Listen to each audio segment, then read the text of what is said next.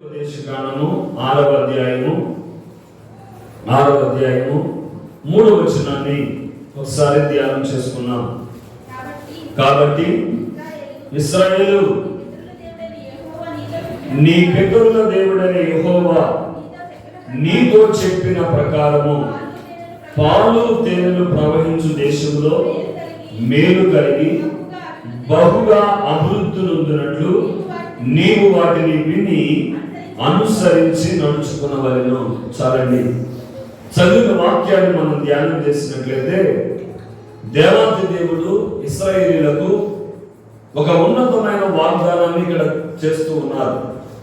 ఒక ఉన్నతమైన వాగ్దానం చేస్తూ ఆయన అంటున్నారు, పాలు తేనెలు ప్రవహించు దేశంలో మేలు కలిగి బహుగా అభివృద్ధి పొందినట్లు. ఏంటండి? బహుగా అభివృద్ధి పొందినట్లు. నీ జీవితంలో మీరు ఏ దేశంలోకైతే అడుగు పెడుతున్నారో, ఏ దేశంలోకైతే, ఏ పాలు తేనెలు ప్రవహించు దేశంలోనైతే మీరు అడుగు పెడుతున్నారో ఆ దేశంలో మీరు మేలు కలిగి బహుగా అభివృద్ధి పొందాలి. అది దేవుని యొక్క సంకల్పం. ఈ 2022వ సంవత్సరంలో కూడా పరిశుద్ధాత్మదేవుడు మనతో మాట్లాడుతున్న మాట, ఈ 2021వ సంవత్సరంలో నుండి మనము ఈ 2022వ సంవత్సరంలోకి అడుగు పెట్టే భాగ్యాన్ని ప్రభు మనకు దయచేశారు. అయితే ఈ నూతన సంవత్సరంలో అడుగు పెట్టిన నీతో, నాతో, మనతో ప్రభు మాట్లాడుతున్న మాట ఏమిటంటే, మీరు అడుగు పెట్టిన ఈ సంవత్సరం అంతా కూడా మీ జీవితంలో ఎలా ఉండాలంటే మేలు కలిగి అభివృద్ధి, బహుగా అభివృద్ధి పొందాలి అని చెప్పి దేవుడు ఆశపడుతున్నాడు. మీరు బహుగా అభివృద్ధి పొందాలి అని దేవుడు ఇష్టపడుతున్నాడు. అయితే దేవాది దేవుడు ఇక్కడ చెప్పిన మాట ఏమిటంటే, మీరు మేలు కలిగి బహుగా అభివృద్ధి పొందినట్లు నీవు వాటిని విని అనుసరించి నడుచుకునవలెను. దేవుడు ప్రతి వాగ్దానానికి ఒక షరతు ఉంటుంది. ప్రతి వాగ్దానం పొందడానికి దేవుడు ఒక షరతును ఇస్తూ ఉంటాడు. ఈ వాగ్దానం నీవు పొందాలంటే ఎలా నడుచుకోవాలి, ఈ వాగ్దానం నీ జీవితంలో నెరవేర్చబడాలంటే ఈ విధమైన జీవిత విధానం నీకు ఉండాలి అని చెప్పి దేవుడు ప్రతిసారి కూడా ప్రతి వాగ్దానం వెనుక మనము చేయవలసిన విధిని దేవుడు ఏర్పాటు చేసి ఉంటాడు. మనం ఒక వాగ్దానం అనుభవించాలి అంటే ఆ వాగ్దానం వెనుక ఒక విధి ఉంటుంది. మనం చేయవలసిన విధులు, మనం చేయవలసిన పని అనేది ఒకటి ఉంటుంది. ఆయన అంటున్నాడు, మీరు మేలు కలిగి బహుగా అభివృద్ధి పొందాలి అంటే నువ్వు వాటిని విని అనుసరించి నడుచుకోవాలి. వేటిని అంటే ప్రభు చెప్తారు, మొదటి వచనం, నీవును నీ కుమారుడును నీ దేవుడైన యెహోవాకు భయపడి నేను నీకు ఆజ్ఞాపించు ఆజ్ఞలన్నీ నీ జీవిత కాలం అంతయు గైకొనుచు. ఏంటండి?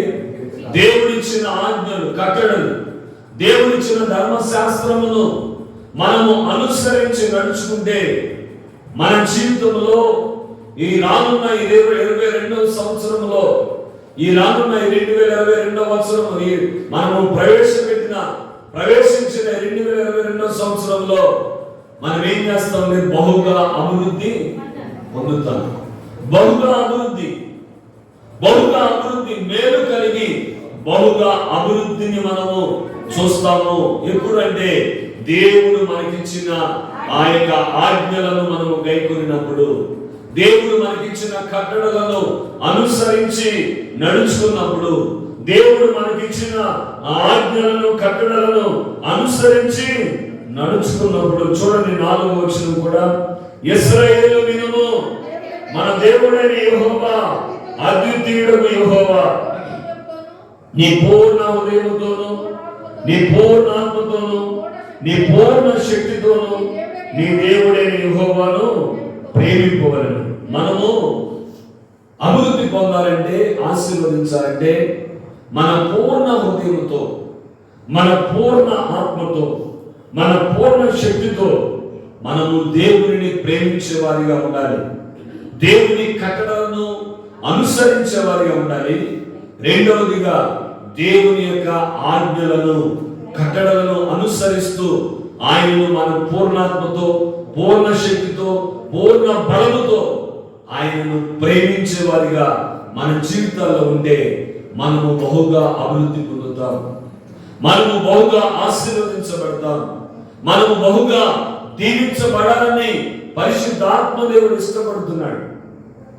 మనము అనుసరించడమే కాకుండా ఇక్కడ అంటున్నారు చూడండి, అదే అధ్యాయం అదే వచనంలో 6వ వచనం, నేను నీకు ఆజ్ఞాపించు ఈ మాటలు నీ హృదయంలో ఉండవలెను, నీవు నీ కుమారులకు వాటిని అభ్యసింపచేసి నీ ఇంట కూర్చున్నప్పుడు, త్రోవలు నడుచున్నప్పుడు, పండుకున్నప్పుడు, లేచినప్పుడు వాటిని కూర్చి నీవు మాట్లాడాలి. ఏం చేయాలి?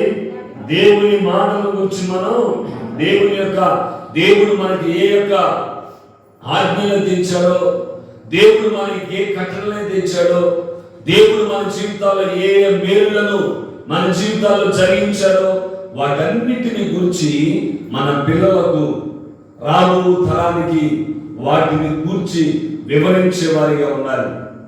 వివరించాలి, వారు తెలుసుకోవాలి.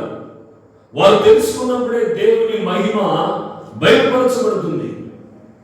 వారు తెలుసుకోవాలి, దేవుడు మన పట్ల, మన కుటుంబం పట్ల ఏ మేలు చేశాడు, మనం ఒకప్పుడు ఏ పరిస్థితిలో ఉన్నాం, ఇప్పుడు దేవుడు మనల్ని ఏ పరిస్థితిలోకి నడిపించాడు, ఒకప్పుడు మన స్థితి ఏంటి, ఈనాడు ఉన్న పరిస్థితి ఏంటి, దీనికి కారణం ఏంటి, దేవుడు మన పట్ల ఏ అద్భుతాలు చేశాడు, ఆశ్చర్యాలు చేశాడు, వాటన్నిటినీ మన కుమారులకు కుమార్తెలకు మనము దేవుడు చేసిన మేలులను వారికి వివరించి ఆయన దేవుని కట్టడలను, దేవుని ఆజ్ఞలను వారికి బోధించే వారిగా మనము ఉండాలి. అలా మనం ఉన్నప్పుడు ప్రభు అంటారు, మీరు బహుగా అభివృద్ధి పొందుతారు. మనం అభివృద్ధి పొందినప్పుడు ఎంతగా దేవుడు మనల్ని అభివృద్ధి పరుస్తాడంటే చూడండి, ద్వితీయోపదేశకాండము 7వ అధ్యాయము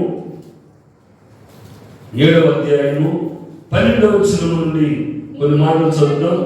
మీరు ఈ విధులను విని వాటిని అనుసరించి నడుచుకొనిన ఎడల, ఏంటి?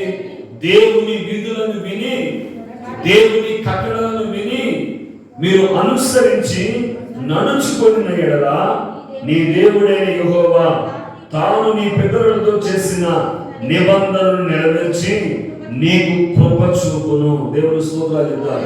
హల్లెలూయా. నీకు కృప చూపుతాడు. ఆయన ఆజ్ఞలను ఎవరైతే విని వాటిని కొంతమంది దేవుని మాటలు వింటారు, వింటారు, ఎంతో శ్రద్ధగా వింటారు, కానీ వాటిని గైకోరు. వాటిని వింటారు, విన్నట్లుగా కనపడతారు, కానీ వాటిని హృదయంలోకి తీసుకోరు. వాటిని గైకోరడం అంటే ఏంటంటే ఆయన చెప్పినట్లుగా మనం చేయాలి. దేవుని మాట వినటం ఎంత ముఖ్యమో విని గైకొనువాడు మరి ధన్యుడు. వినువాడు ధన్యుడు, దానిని విని గైకొనువాడు మరి ధన్యుడు. వినేవాడు ధన్యుడే, ఎప్పటికైనా వాడి జీవితం బాగుపడింది. కానీ విని ఎప్పుడైతే వెంటనే ఈ వర్తమానము దేవుడు నాకు అనుగ్రహించాడు, దేవుడు నాతోనే మాట్లాడాడు అని ఆ విని గైకొనేవాడు మరీ ధన్యుడిగా ఉంటాడండి.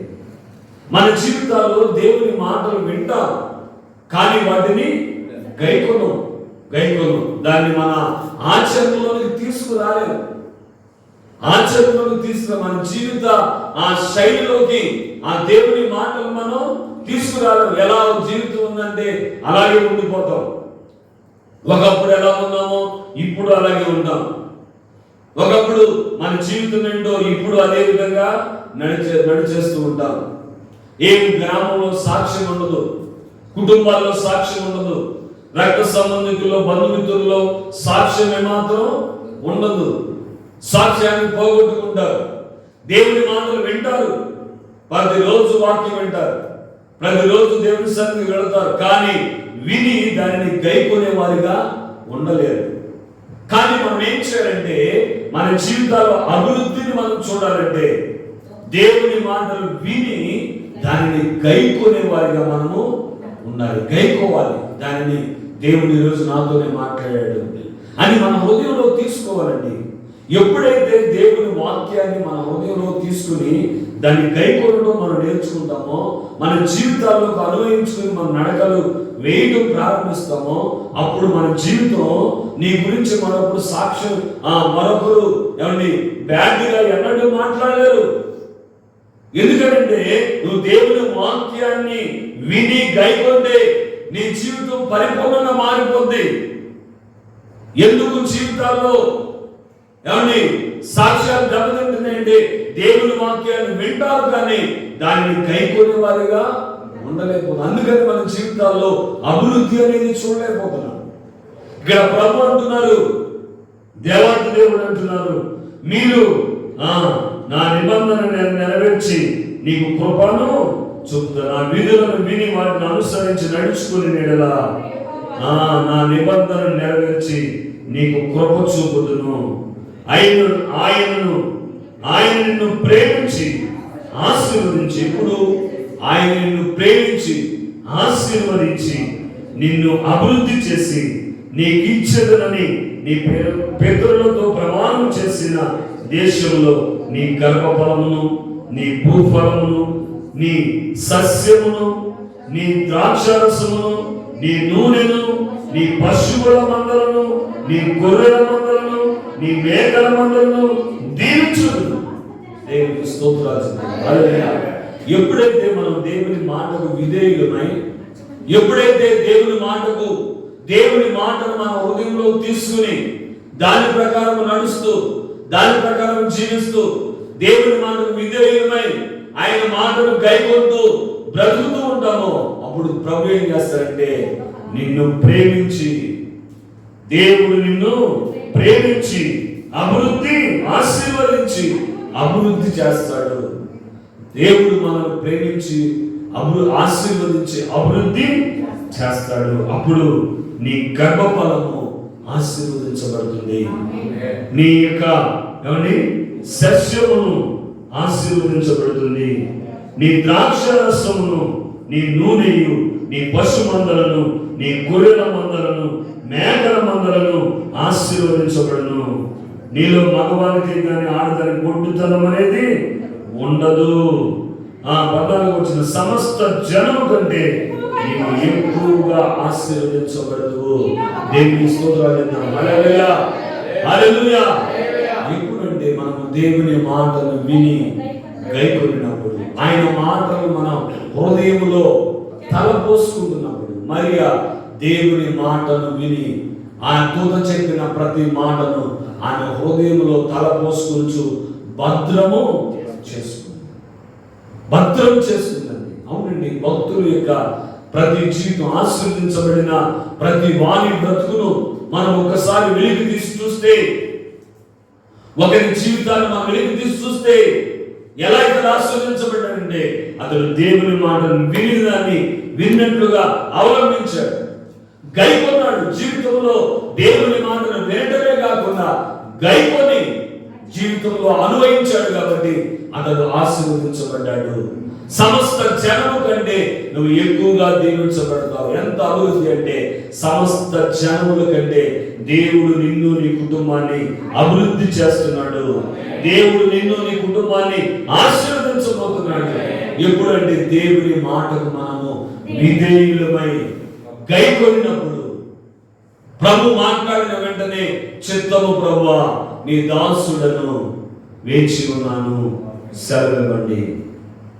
ప్రభు మనతో మాట్లాడుతున్నప్పుడు చిత్తము ప్రభువా నీ దాసుడను వేచి ఉన్నాను, సెలవివ్వండి. నువ్వేం చెప్తే దాని ప్రకారం నేను చేస్తానయ్యా, నీ మాట చొప్పున నేను జరిగిస్తాను ప్రభువా అని ఎవరైతే దేవుని మాట చొప్పున జరిగిస్తారో, ఎవరైతే దేవుని మాట చొప్పున జరిగిస్తారో, దేవుని మాటను విని గైకొంటారో, వారి జీవితాల్లో ప్రభు అన్నాడు, సమస్త జనము కంటే అత్యధికముగా ఆశీర్వదిస్తాను, అభివృద్ధి పొందుతారు. ఏ విషయంలో అంటే గర్భఫల విషయంలో, భూఫల విషయంలో, ఆ సమస్త విషయం, సస్య విషయంలో, ద్రాక్షారస విషయంలో, నూనె విషయంలో, అన్ని విషయాల్లో సమస్త జనము కంటే దేవుడు నిన్ను ఆశీర్వదించబోతున్నాడు.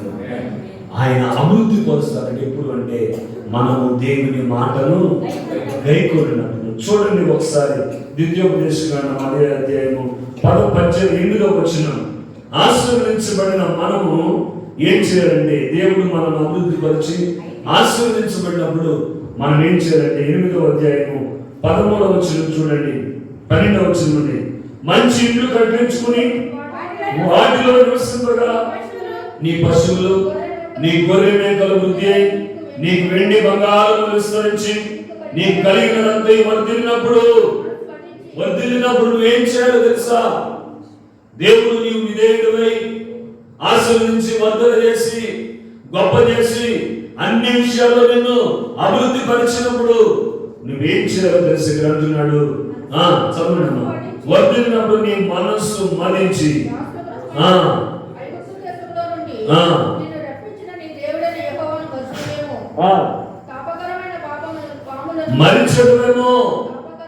మరిచెదువేమో, నిన్ను ఆశీర్వదించిన నీ దేవుడిని నీవు మరిచెదువేమో. జాగ్రత్త. దేవుడు ఆశీర్వదించినప్పుడు, దేవుడు వర్ధన చేసినప్పుడు, దేవుడు మనల్ని గొప్ప చేసినప్పుడు, శారీరకంగా ఎంతగా దేవుడు మనల్ని అభివృద్ధి చేసిన, గర్భఫల విషయంలో, భూఫల విషయంలో, ఏమంది సంతాన విషయంలో, ద్రాక్షారస విషయంలో, నూనె విషయంలో, సమస్త జనము కంటే మనను వర్ధన చేసిన భూ సంబంధమైన ఆశీర్వాదాలు దేవుడు మనకు ఎన్ని కలగజేసిన ఎన్నడూ దేవుడిని మరిచిపోయే వారిగా మనం ఉండకూడదండి. ఎన్నడూ మర్చిపోకూడదు. ఒకరోజు యేసు ప్రభువు దగ్గరికి 10 మంది కుష్ఠరోగులు వచ్చారు. 10 మంది కుష్ఠరోగులు వచ్చి, యేసయ్యా మమ్మల్ని స్వస్థపరిచయ్యా అని దూరం నుండి కేకలు వేశారు. అప్పుడు ప్రభువు అన్నారు, మీరు వెళ్ళి మీ దేహములను యాజకునికి కనపరుచుకోండి అని చెప్పినప్పుడు ఆ కుష్ఠరోగులు 10 మంది ప్రయాణమై యాజకుని యొద్దకు వెళుతూ ఉన్నారు. వెళుతూ ఉన్నప్పుడు మార్గ మధ్యంలోనే 10 మంది శుద్ధులయ్యారు. 10 మంది స్వస్థపరచబడ్డారు. 10 మంది స్వస్థపడినప్పుడు ఒక్కడు గొప్ప శబ్దముతో యేసయ్యను స్తుతిస్తూ ప్రభు యొద్దకు వచ్చి ప్రభు పాదాల మీద పడి, ప్రభువా నువ్వు చెప్పినట్లుగా మేము వెళుతున్నప్పుడు మాకు స్వస్థత కలిగిందయ్యా అని ప్రభు దగ్గర విధేయుడై ప్రభువును స్తుతిస్తూ ఉంటే ప్రభు అన్నాడు, 10 మంది శుద్ధులేరు కారా, మిగతా 9 మంది ఎక్కడ? వారు ఎక్కడికి వెళ్ళారు? 10 మంది దేవుని ఆశీర్వాదాలు అనుభవిస్తున్నారు. 10 మంది దేవుడిచ్చే అభివృద్ధిని, ఆశీర్వాదాలు అనుభవిస్తున్నారు. 10 మంది దేవుడిచ్చే మేలులను, కృపలను, ఆశీర్వాదాలు అనుభవిస్తున్నారు. కానీ ఒక్కడు మాత్రమే దేవుని స్తుతించడానికి యేసయ్య దగ్గరకు వచ్చాడు. ఈనాడు పరిస్థితి కూడా అలా ఉంటుందండి. 10 మంది శుద్ధి అవుతున్నారు, అందరూ దేవుని చేత ఆశీర్వదించబడుతున్నారు. కానీ 9 మంది కృతజ్ఞత లేదండి. 9 మంది కృతజ్ఞత లేదు. ఒక్కడే దేవుని కొరకు నిలబడేవాడు, ఒక్కడే దేవుని రాజ్యం కొరకు నిలబడేవాడు, ఒక్కడే దేవుని స్తుతించేవాడు, ఒక్కడే దేవుని మహిమపరిచేవాడు, ఆ ఒక్కడే దేవుని కొరకు నిలబడేవాడు ఒక్కడే ఉన్నాడండి. ఒక్కోసారి పరిస్థితులు కూడా కొన్ని చోట్ల ఇలాగే ఉంటుంది. అందరూ దేవుని ఆశీర్వాదాలు పొందుతారు, అందరూ దేవుని మహిమను చూస్తారు, దేవుని అభివృద్ధిని, ఆశీర్వాదాన్ని కుటుంబాల్లో చూస్తూ ఉంటారు. కానీ చూస్తూ కూడా మర్చిపోతారు. వెంటనే మర్చిపోయి దేవుడిచ్చిన ఆశీర్వాదాలు మర్చిపోతారు. దేవుణ్ణి స్తుతించలేరు, గణపరచలేరు, మహిమపరచలేరు. దేవుని యొక్క ఆ నామము నిమిత్తమై నిలబడేవారిగా ఉండలేరు. కానీ ఈ అన్యుడు మాత్రం దేవుడిని స్తుతించడానికి వచ్చాడు. అవునండి, మన జీవితాల్లో దేవుడు మనల్ని ఎంత ఆశీర్వదించిన, ఎంత గొప్ప చేసినా మనం ఎలా ఉండాలి తెలుసా? ప్రభువుని స్తుతించేవారిగా ఉండాలి. ఆయన చేసిన మేలులను మరిచిపోయేవారిగా మనం ఉండకూడదు. ఇక్కడ ఏదంటున్నాడు? దేవుడు నిన్ను ఆశీర్వదించి గొప్ప చేసి నీ మనస్సు మదించి నీవు యెహోవా చేసిన మేలులను మర్చిపోతావు. జాగ్రత్త. దేవుడు చేసే ప్రతి మేలులను ప్రతి నిత్యము జ్ఞాపకం చేసుకోరండి. ప్రభువా, ఎంతగా నా కుటుంబాన్ని కాపాడేవయ్యా. ఈ కరోనా కల్లోలంలో, ఈ కరోనా పరిస్థితుల్లో ఎంతో మంది నాతో మాట్లాడిన వారు కూడా కరోనా సంభవించిన ప్రభువా నాకు మాత్రం ఆ తెగులు అంటకుండా ఎంతగా కాపాడావు ప్రభువా, ఎంతగా సంరక్షించావు ప్రభువా. కరోనా వాళ్ళతో తిరిగిన, వాళ్ళతో జీవించిన, వాళ్ళతో నేను ఉన్నా, కానీ ఆ తెగులు అనేది నాకు అంటకుండా ఎంత కాపాడావు ప్రభువా అని స్తుతించేవారు ఎంతమంది ఉన్నారండి. దేవుని పిల్లలమైన మనం ప్రభు అంటున్నాడు, నీవు అభివృద్ధి పొందబోతున్నావు. కాబట్టి నీవు అభివృద్ధి పొందినప్పుడు నువ్వు ఎలా ఉండాలంటే, నీ గొర్రె మేకలు, నీ దుక్కుదెత్తులు, నీ యొక్క సమస్తము, నీ భూఫలము, నీ గర్భఫలము, నీ యొక్క సస్య సాంబాద్యము, నీ యొక్క ద్రాక్షరసము, నూనె అన్ని విస్తరించి ఆశీర్వదించబడి సమస్త జనము కంటే నువ్వు విస్తరించినప్పటికీ, ఆశీర్వదించబడినప్పటికీ నీవు దేవుడిని మాత్రం ఎన్నడూ మర్చిపోకూడదు. శారీరకమైన ఆశీర్వాదాలు వచ్చేప్పటికి మనం ఏం చేస్తామంటే దేవుడిని మర్చిపోతాం, దేవుడిని మర్చిపోయే వారిగా ఉంటాం. కానీ మనం ఎన్నడూ దేవుడిని మర్చిపోయే వారిగా ఉండకూడదు. మన జీవితాల్లో శారీరకమైన ఆశీర్వాదాలు ఎంత ముఖ్యమో, ఆధ్యాత్మికమైన ఆశీర్వాదాలు కూడా అంతకంటే ఎంతో ముఖ్యం. ప్రభు అంటున్నారు, ఈ సంవత్సర కాలంలో నువ్వు సమస్త విషయంలో అభివృద్ధి పొందుతావు. సమస్త విషయంలో దేవుడు నిన్ను దీవిస్తాడు. సమస్త విషయంలో శారీరకముగా నిన్ను ఎంతో అభివృద్ధి పరుస్తాడు. కాబట్టి నువ్వు దేవుడిని మర్చిపోవద్దు. ఆయన చేసిన మేలులను ఎన్నడూ మర్చిపోకుండా నువ్వు జాగ్రత్తగా మనస్సు మదించకుండా మనస్సు మెత్తనిదిగా ఉంచుకోవాలి. ప్రభు మాట్లాడుతున్నాడు. మన జీవితాల్లో ఈ యొక్క ఉన్నతమైన ఆశీర్వాదాలు మరొకటి. ఆ ఆశీర్వాదాలు అంటే ఆధ్యాత్మికమైన ఆశీర్వాదాలు. మనము దేవుడు అంటున్నాడు, శారీరకముగా నేను నిన్ను అభివృద్ధి పరుస్తాను. ఇవన్నీ మనం అభివృద్ధి పొందాలంటే మనం ఏం చేయాలో తెలుసా? చూడండి ఒకసారి. ఈ రీతిగా మనము అన్ని విషయాల్లో మనం ఆశీర్వదించబడాలంటే, అభివృద్ధి పొందాలంటే మనం ఏం చేయాలో తెలుసా? చూడండి ఒకసారి. యోహాను రాసిన 3వ పత్రిక, పరిశుద్ధుడైన యోహాను గారు రాసిన 3వ పత్రిక చూడండి. మొదటి అధ్యాయం, ఒకే అధ్యాయం ఉన్నది. మొదటి అధ్యాయము 2వ వచనం. ప్రియుడా, నీ ఆత్మ వర్ధిల్లుచున్న ప్రకారం నీవు అన్ని విషయంలోనూ వర్ధిల్లుచు సౌఖ్యముగా ఉండవలనని ప్రార్థించుచున్నాను. చాలండి, దేవుని స్తోత్రాలు చెప్తాం. హల్లెలూయా. మనం అన్ని విషయాలు శారీరకముగా ప్రభు చెప్పారు కదా, నీ భూఫలము, నీ గర్భఫలము, నీ దుక్కుడెద్దులు, నీ గొర్రె మేకలు, నీ యొక్క ద్రాక్షరసము, నీ సస్యశ్యాము, నీ యొక్క సస్య ఫలములు, సమస్తం అన్ని విషయాల్లో సమస్త జనము కంటే నువ్వు ఎక్కువగా ఆశీర్వదించబడతావు. ఈ విషయాలన్నింటిలో మనం ఆశీర్వదించబడి అన్నిటికంటే ముఖ్యముగా మనం మొదటిగా అభివృద్ధి పొందవలసింది ఎక్కడంటే ఆత్మలో వర్ధిల్లాలి. ఎక్కడండి? ఆత్మలో వర్ధిల్లాలి. ఇక్కడ అంటున్నారు, భక్తుడైన యోహాను గారు అంటున్నారు, ప్రియుడా, నీవు నీ ఆత్మ వర్ధిల్లుచున్న ప్రకారం నీవు అన్ని విషయాల్లో ఎన్ని విషయాలు ఉన్నాయో అన్ని విషయాల్లో నీవు వర్ధిల్లుతావు. అన్ని విషయాల్లో నువ్వు దీవించబడతావు. అన్ని విషయాల్లో నీవు అభివృద్ధి పొందుతావు. మొదటిగా మనం అభివృద్ధి పొందవలసింది ఎక్కడంటే ఆత్మలో వర్ధిల్లాలి. ఎక్కడండి? ఆత్మలో మనం వర్ధిల్లితే అన్ని దేవుడు మనకు అనుగ్రహిస్తాడు. అన్ని మనకు దేవుడు అనుగ్రహిస్తాడు. ఆత్మలో వర్ధిల్లాలి. మనం ఆత్మలో మనము వర్ధిల్లాలి. ఆత్మలో మనము ఎప్పుడైతే వర్ధిల్లుతామో, ఆత్మలో ఎప్పుడైతే మనము వర్ధిల్లటం మొదలు పెడతామో అన్ని విషయాల్లో దేవుడు నిన్ను వర్ధిల్ల చేస్తాడు.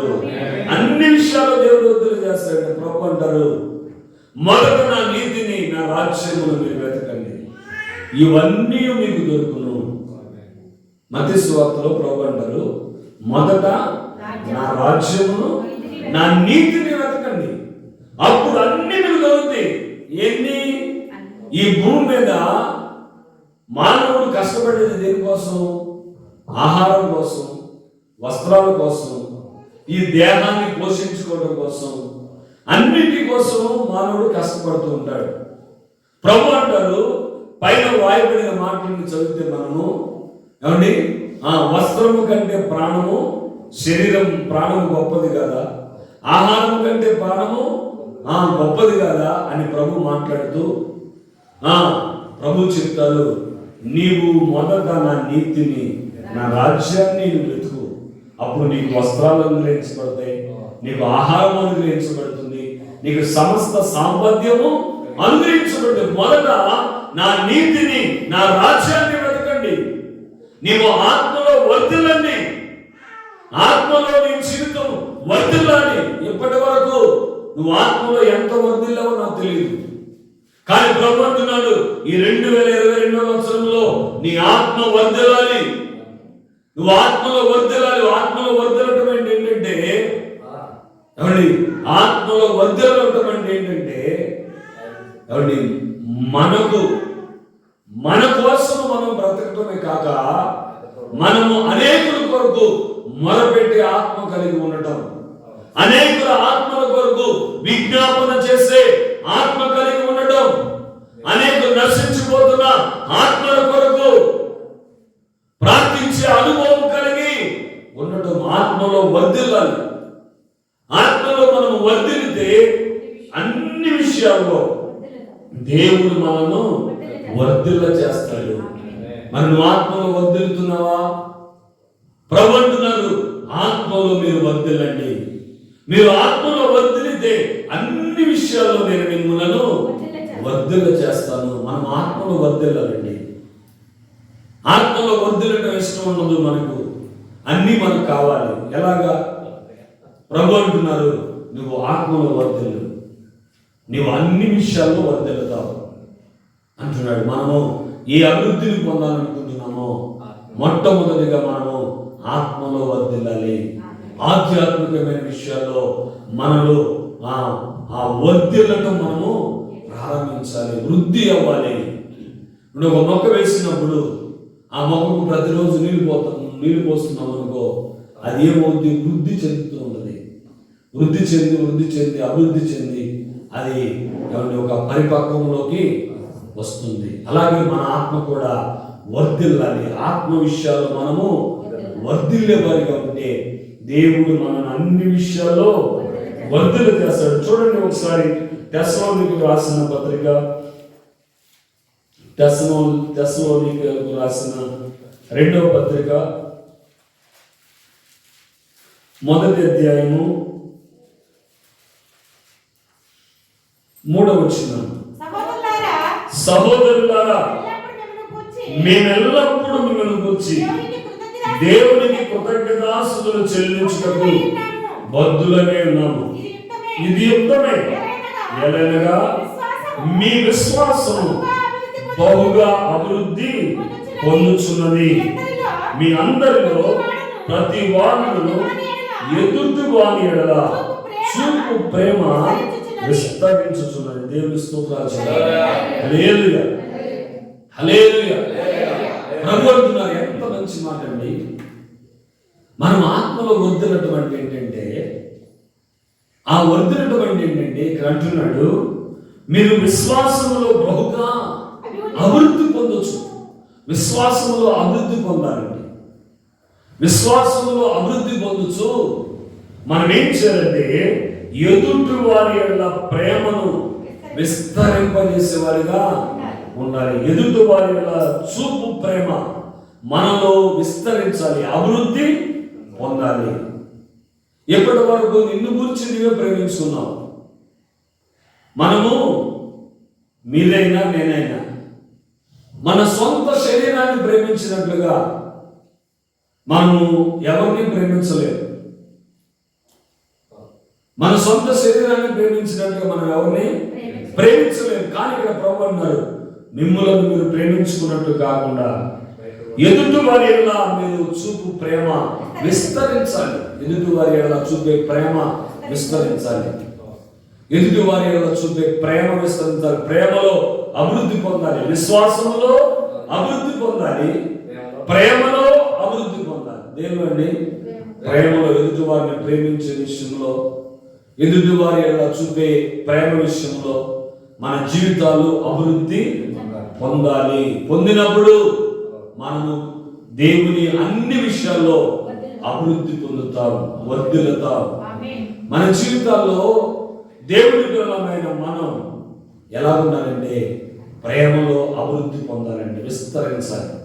ఎదుటి వారిని ప్రేమించే విషయంలో ఒకవేళ ఇప్పటి వరకు నీ తోటి సహోదరుని ప్రేమించలేకపోతున్నావేమో, తోటి సహోదరుని చూసి మనసులో ద్వేషించే ఆ తత్వము నీలో ఉందేమో, నీ సహోదరుని చూసి ద్వేషించే ఆ మనస్తత్వం నీలో ఇంకా ఉన్నదేమో. ఈ నూతన సంవత్సరంలో ఒకసారి పరిశీలన చేసుకో. నీ సహోదరుని నువ్వు ప్రేమిస్తున్నావా? ప్రభు అంటారు, నీ సహోదరుని ప్రేమించని వాడు దేవుడిని ప్రేమిస్తున్నానని చెప్తే వాడు నిజముగా అబద్ధికుడు. ఎవడండి? నేను దేవుడిని ప్రేమించున్నానని చెప్పి సహోదరుని ద్వేషిస్తే ఖచ్చితమైన అబద్ధికుడు ఎవడైనా ఉన్నాడంటే వాడే. దేవుడిని ప్రేమించేవాడు ఖచ్చితంగా సహోదరుని ప్రేమిస్తాడు. నువ్వు నీ సహోదరుని ప్రేమించలేకపోతున్నావంటే, నీ సహోదరుని నువ్వు ప్రేమించలేకపోతున్నావంటే నువ్వు నిజంగా అబద్ధికుడిగానే ఉన్నావు. ఇక్కడ అంటున్నాడు, నీ ప్రేమ విస్తరించాలి.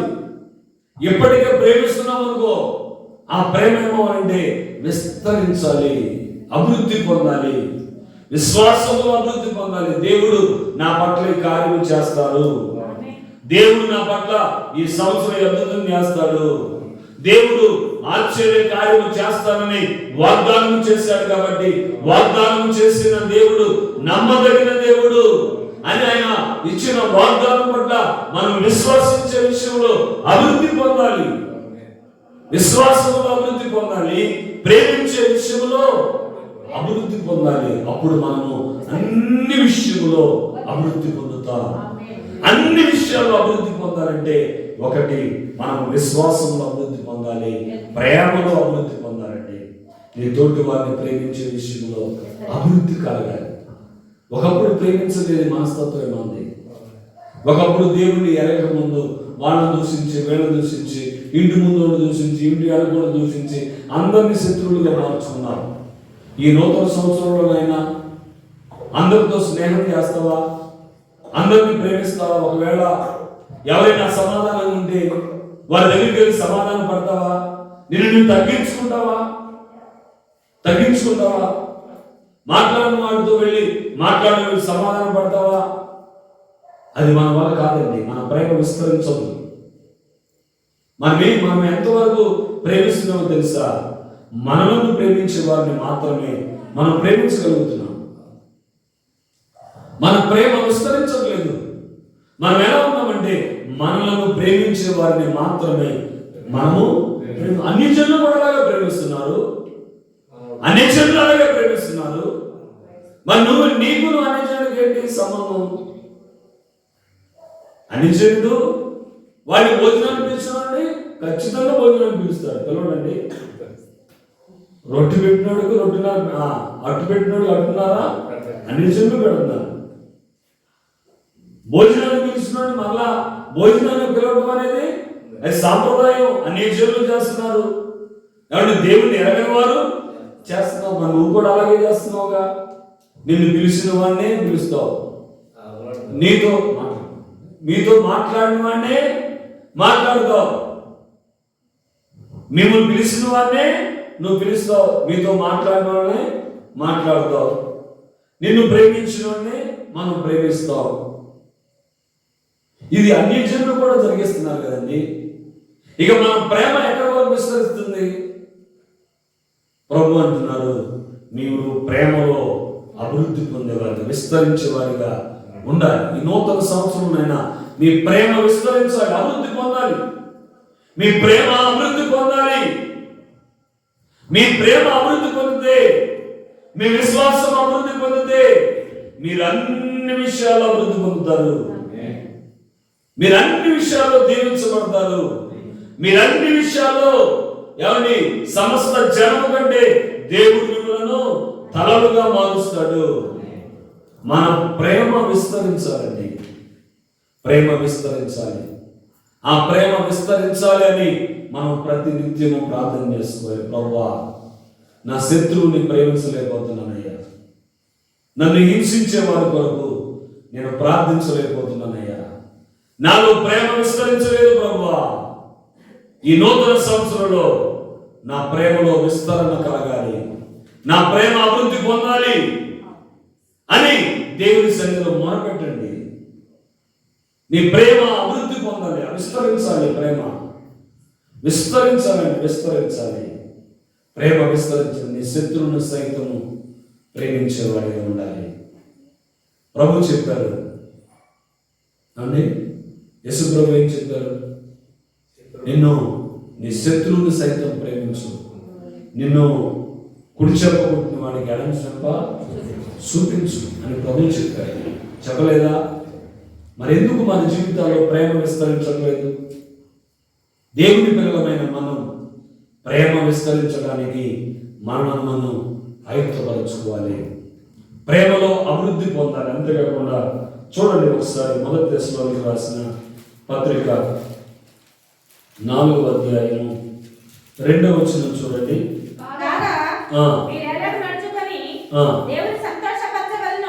దేవుని సంతోషపరచవలన మామూలు నేర్చుకున్న ప్రకారం మీరు నడుచుకుంటున్నారు.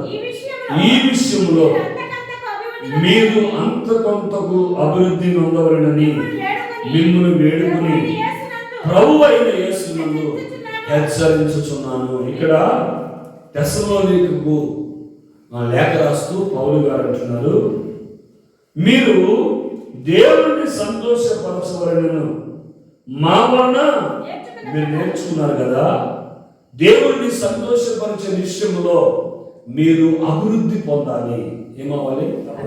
దేవుడిని సంతోషపరిచే విషయంలో మీరు అభివృద్ధి పొందాలి. ఇప్పటి వరకు లోకమును సంతోషపరచడానికి, నీ బంధువులను సంతోషపరచడానికి, నీ రక్త సంబంధులను సంతోషపరచడానికి, నువ్వు కులగోత్రికులను సంతోషపరచడానికి, లేకపోతే నీ ఇంటి వారిని సంతోషపరచడానికి అవసరమైతే దేవుని సన్నిధినైనా మానేశావు.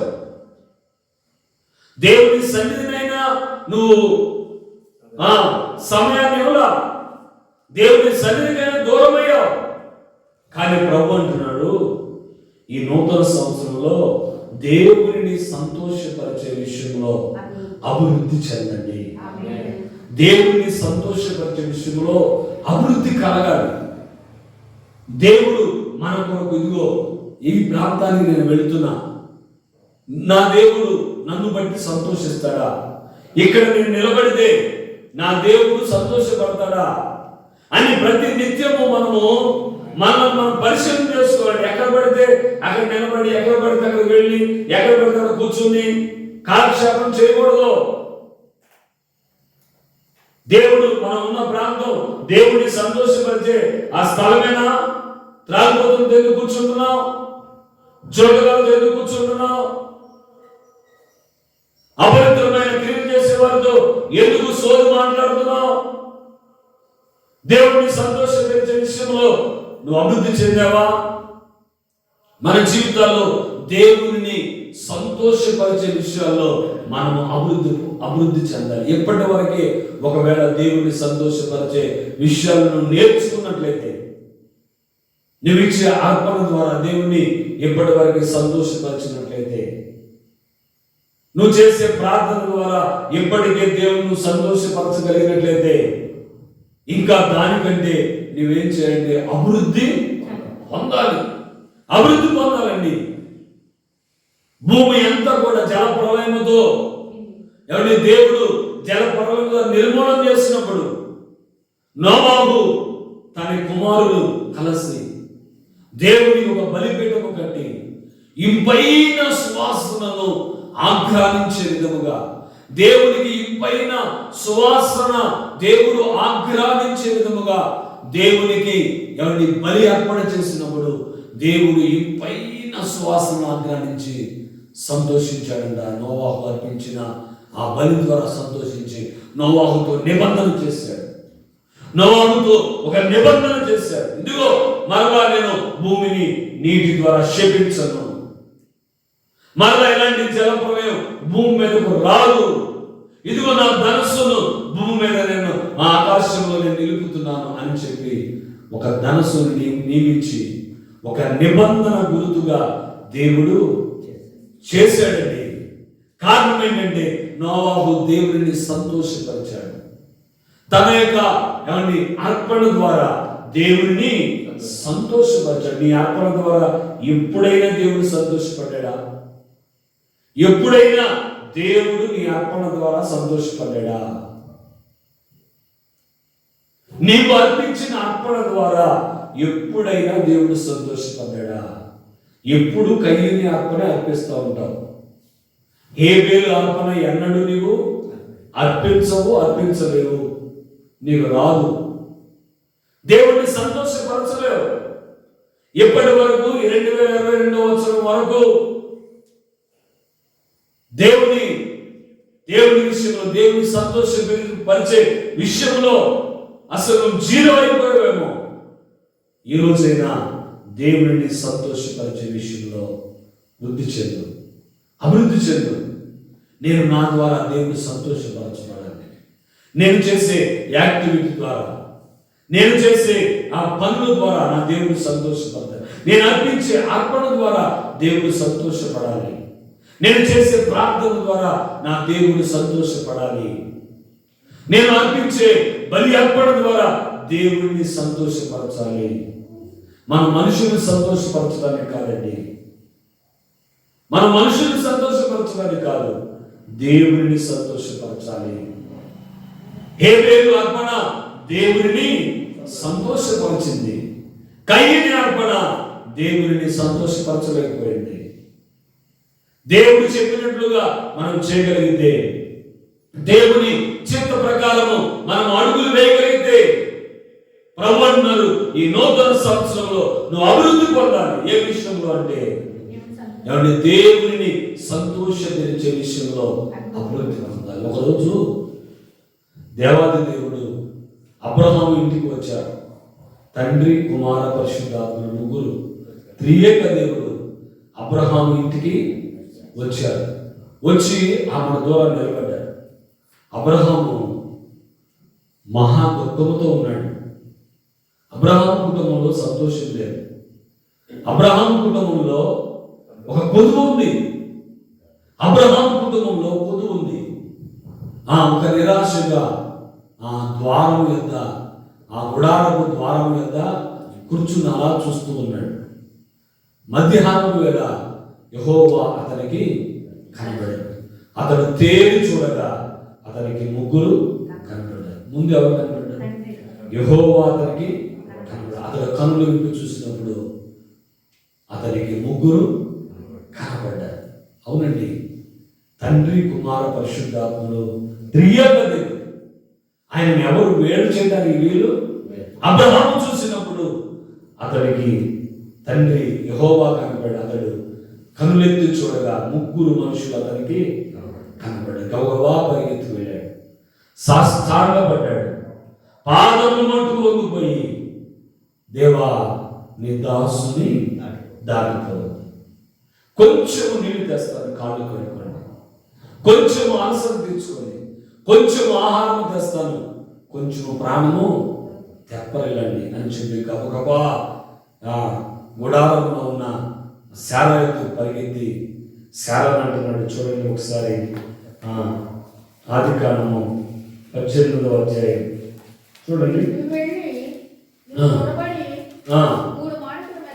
3 మానికల మెత్తని పిండి తెచ్చి పిసికి రొట్టెలు తెచ్చి. ఎన్ని మానికలు? 3 మానికల రొట్టెలు. ఎన్ని మానికలు అంటే 3 మానికలు. మానిక 3 సేర్లు. 3 సేర్లేనా? ఒక మానిక 2 సేరున్నర అంటే 3 మానికలన్నీ 7.5 కేజీల పిండి. 7.5 కేజీల పిండిని శాలమం రొట్టెలు చేయమన్నాడు. మనం కేజీ పిండి రొట్టెలు చేయడానికి తల ప్రాణం తోక్కొస్తున్నట్లుగా ఉంటుంది. ఆమె 7.5 కేజీలు, దాదాపు 8 కేజీల పిండిని రొట్టెలు చేయమని ఆజ్ఞాపిస్తున్నాడు. మారు మాట్లాడలేదండి, మారు మాట్లాడాల. కొంతమంది దేవుని కొరకు ఏదైనా చేద్దామని భర్త అంటే కష్టమని లేపుతారు. పావులాగా ఏం చేస్తారు? కష్టమని పైకి లేపుతారు. అమ్మా దేవుని కొరకు ఇలా చేద్దాం, ఇదిగో దేవుని కొరకు ఇలా చేద్దాం అంటే ఇక మామూలుగా కష్టమని తాసుపాములు వేసినట్లుగా లేస్తారు. కానీ శారం అలాంటిది కాదండి. వెంటనే తన భర్త మాటకు విధేయత చూపి వెంటనే 7.5 కేజీల రొట్టెలను పిండి పిసికి రొట్టెలను చేసి సిద్ధపరిచి దేవుని ఎదురు తీసుకొచ్చింది. అబ్రహాము గబగబా శాలలోకి వెళ్ళి ఒక కొవ్విన దూడను తెచ్చి బలి అర్పి సిద్ధపరిచి కూర వండి ప్రభు దగ్గర పెట్టారు. ప్రభు భోజనము చేశారు, సంతోషపరిచారు దేవుని. తన యొక్క యాక్టివిటీతో, తన యొక్క ఆ యొక్క పనితో, ఆ యొక్క తొందరతో గబగబా నేను ఎలాగైనా దేవుని సంతోషపరచాలి, నేను ఎలా సంతోషపరచగలను దేవుని అని చెప్పి ప్రభువుని సంతోషపడి ప్రభు అంటున్నాడు, ఇదిగో మేము మరలా సంవత్సరానికి ఎంతో తిరిగి వస్తావు, నీ ఓడిలో ఒక బిడ్డను ఉంచుకుంటావు అన్నాడు. అవునండి, దేవుని సంతోషపరిస్తే దేవుడు మన యొక్క మనము చేసిన దేవుని రుణము ఉంచుకునేవాడు కాదు. నువ్వు ఉగ్గిడు సన్నీడు, ఎంత ఉగ్గిడు ఉగ్గిడు సన్నీడు ఇస్తే దాని ప్రతిఫలం ఉంచుకునేవాడు కాదు నా తండ్రి. నీకు దానికి రెట్టింపు ఆశీర్వాదాన్ని దయచేస్తాడు ప్రభు. గొప్ప దేవుడు అండి. అందుకని మనం ఏం చేయాలంటే దేవుణ్ణి సంతోషపరిచే విషయంలో అభివృద్ధి చెందాలి. ఒకప్పుడు దేవుని కొరకు ఎంతో విస్తారంగా ప్రభు కొరకు చేశావు, దానికంటే ఈ సంవత్సరం ఏమంటే అభివృద్ధి పొందాలి. ఒకప్పుడు మనం దేవుని కోసం ఎన్నో చోట్ల సభలు పెట్టాం. ఈ సంవత్సరం ఏమవ్వాలి? అధికమవ్వాలి. మన యొక్క పని, ప్రభుని సంతోషపరిచే ఈ పని, సువార్త పని అధికమవ్వాలి. దేవుని కొరకు మనం చేసే ప్రతిదీ అధికమవ్వాలండి. సంతోషపరిచే ప్రతి పని అధికమవ్వాలి. అప్పుడు ప్రభు ఏం చేస్తాడంటే, నీవు ఆత్మలో వర్ధిల్లితే, దేవుణ్ణి సంతోషపరిచే విషయంలో నువ్వు అభివృద్ధి చెందితే, నువ్వు అన్ని విషయంలో వర్ధిల్లుతావు. కాబట్టి మన జీవితాల్లో ప్రభు అంటున్నారు, నీవు ఈ సంవత్సరం అభివృద్ధి పొందాలంటే మొదటిగా ఆత్మలో వర్ధిల్లు. మొదటగా నీ నీతిని, నా రాజ్యమును వెతుకు, నన్ను సంతోషపరిచే విషయంలో నువ్వు అభివృద్ధి చెందు. నువ్వు అన్ని విషయాల్లో అభివృద్ధి పొందడానికి నేను మార్గాలను సరళం చేస్తా. నా కృప నీకు చూపుతా. నేను చేసిన వాగ్దానాన్ని, నీ పితరులకు చేసిన వాగ్దానాన్ని నీ జీవితంలో నేను స్థిరపరుస్తా.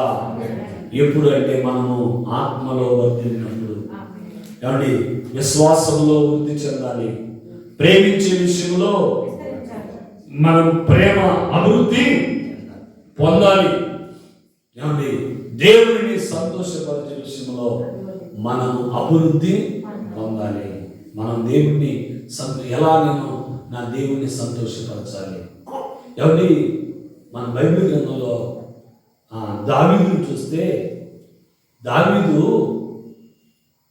తన యొక్క హృదయాంతరంగంలో ఎప్పుడు కూడా నా దేవుడిని నేను ఎలా సంతోషపరచాలి, వాయిద్యాలతో సంతోషపరచాలా, కీర్తనలతో సంతోషపరచాలా, నా సంపద అంతా ఇచ్చి దేవుణ్ణి సంతోషపరచాలా అని ప్రతి నిత్యం ఆలోచిస్తూ ఉండేవాడంట. ఆలోచించే దావీదు ఏం చేశాడు తెలుసా? దావీదు సంపాదించిన సాంపద్యం అంతా దేవుడి మందిరం కొరకు ఖర్చు పెట్టేశాడండి. దావీదు దేవుడి మందిరం కొరకు ఖర్చు పెట్టాడు. దేవుడు సంతోషించాడు దావీదు. దేవుడు ఏం చేశాడు తెలుసా? తన కుమారుడైన సొలొమోను కాలంలో వెండి ఎన్నికకు రాకుండా దేవుడు చేశాడంట. ఏం చేశాడు? వెండి అంటే ఏంటి? వెండ అంటే వెండిగా విలువ లేకుండా చేశాడంట దేవుడు.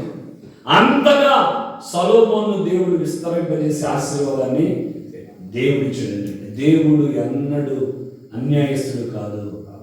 మనము చేసిన ప్రతిదానికి రెట్టింపు ఆశీర్వాదాన్ని ప్రభు ఇస్తాడు. మనము ఏం చేయాలంటే మనము ఆత్మలో వర్ధిల్లాలి.